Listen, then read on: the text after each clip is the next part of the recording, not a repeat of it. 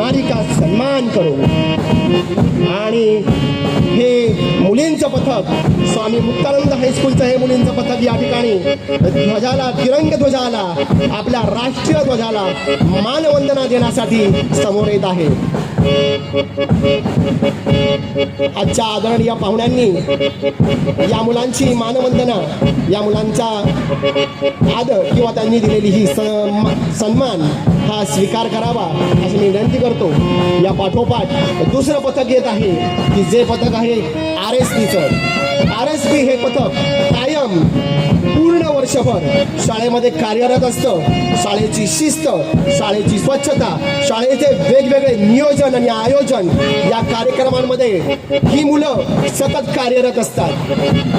ही शाळा माझी आहे, हा देश माझा आहे, असा एक ध्येय, असा एक विश्वास मनामध्ये ठेवून RSPची मुलं आमच्या वेगवेगळ्या नियोजनांमध्ये, वेगवेगळ्या कार्यक्रमांमध्ये, वेगवेगळ्या ॲक्टिव्हिटीजमध्ये सतत कार्यरत असतात।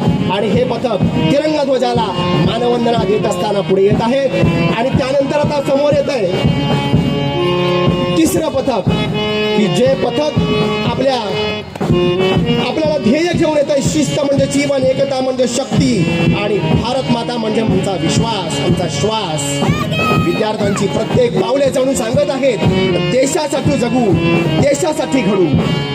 या सर्व तुकड्यांचे टाळ्यांच्या गजरामध्ये स्वागत झालंच पाहिजे। पावलांचा ठेका ऐका, छाती फुललेली, नजर सरळ, प्रत्येक पाऊल सांगतंय भारत माझा कर्तव्य आहे।